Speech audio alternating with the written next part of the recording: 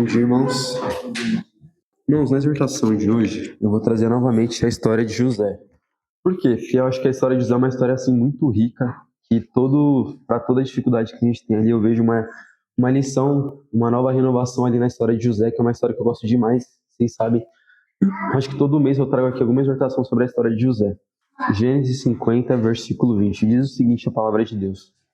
Vós, na verdade, intentastes o mal contra mim, porém Deus o tornou em bem para fazer convites agora que se conserve muita gente em vida.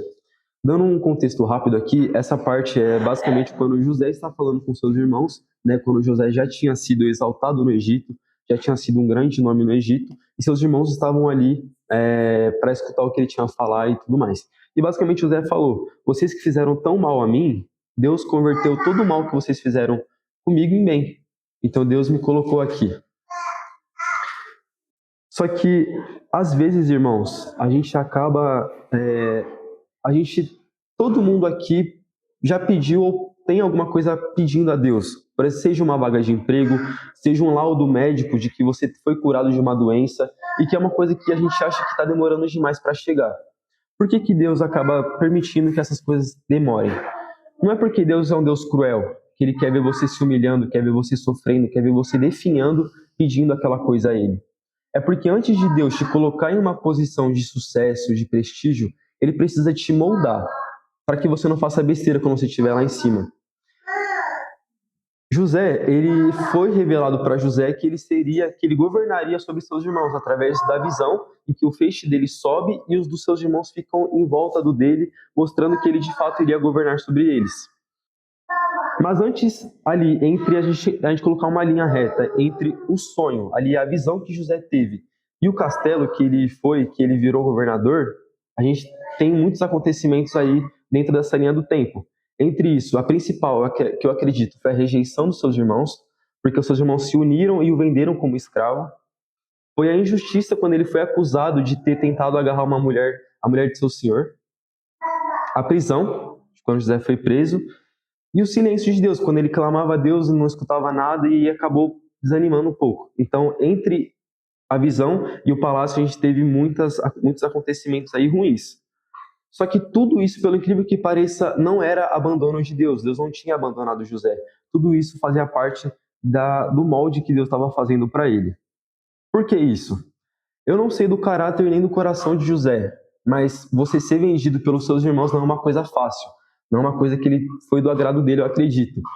Talvez, se José tivesse chegado a uma posição de poder no Egito, logo depois dele ter sido vendido pelos seus irmãos, e quando os irmãos dele estivessem ali na frente dele, será que José agiria com misericórdia? Talvez não. Talvez José pudesse ver a situação que ele estava e que seus irmãos estavam ali diante dele e ter falado, poxa, vocês me venderam como escravo, então agora vocês vão ser meus escravos. Vocês vão ser meus servos e vão fazer tudo o que eu mandar agora. José poderia fazer isso. Ou até mesmo José poderia ter mandado matar todos os seus irmãos. Ele sendo ali um dos maiores nomes do Egito, ele ter mandado matar algumas pessoas ali não iria fazer diferença para ninguém. Ninguém iria tentar ali contestar ele. Então, irmãos, a gente vê que Deus primeiro trabalhou o caráter de José. Deus primeiro moldou José para depois mudar o lado de fora ali, que foi a realidade dele. Trazendo isso para uma aplicação agora na nossa vida, irmãos, como eu falei, todo mundo aqui pede alguma coisa para Deus, seja um emprego novo, seja um laudo novo, seja alguma renovação na sua vida.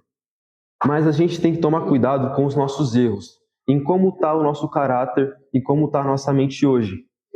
Às vezes a gente fala que, poxa, eu não sou uma pessoa, eu não mato e nem roubo. E acha que tá bom. Poxa, você não matar e roubar é uma coisa muito boa, uma coisa muito válida. Só que são erros muito grandes, são erros muito extremos. A gente tem que tomar cuidado com os pequenos erros da nossa vida. Como assim? A inveja, por exemplo. Poxa, fulano de tal comprou um carro novo. Caramba, que legal. Se ele comprou é porque ele trabalhou, porque ele teve o controle de guardar o dinheiro, teve o controle de fazer a gestão ali financeira dele para conseguir comprar o carro dele. Mas às vezes a gente olha e fala, caramba, eu trabalhei mais do que ele e eu não comprei um carro novo. Ou talvez a fofoca, quando a gente vive olhando para a vida das outras pessoas e fica comentando como se fosse da nossa conta. Então a gente tem que tomar cuidado com isso. Talvez a gente não está sendo... Deus não está nos colocando em uma posição que a gente gostaria de estar por conta da nossa personalidade e do nosso caráter. É isso, irmãos. Obrigado.